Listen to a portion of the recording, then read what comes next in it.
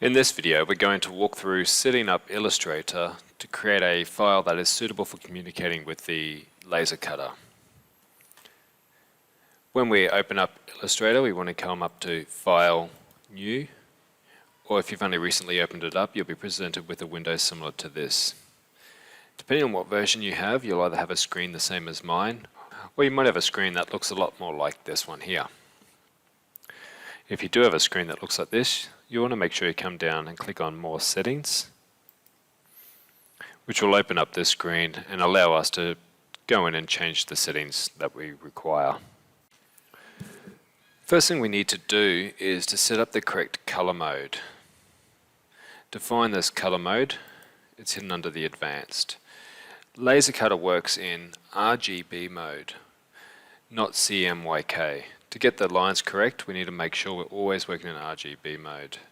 However, we simply cannot select it here. As you'll notice, a little warning sign. What we need to do is come up to our profile and choose a different profile.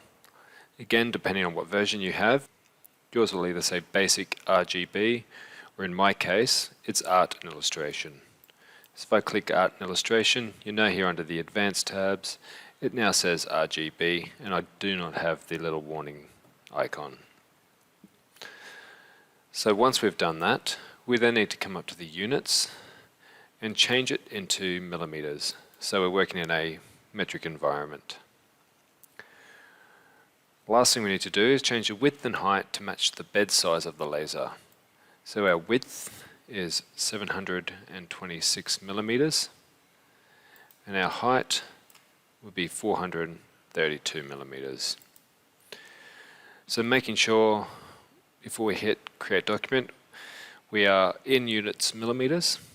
The bed side is set to 726 width and a height of 432.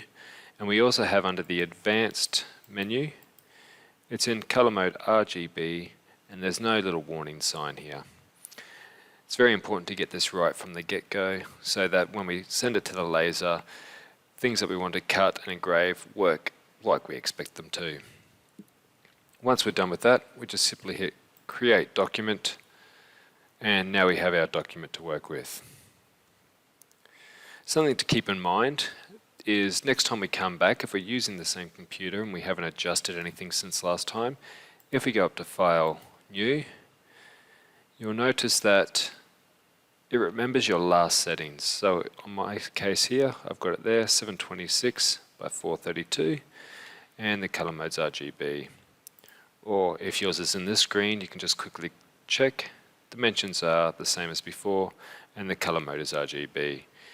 So you really only have to go through this process once, and it will remember those settings for you.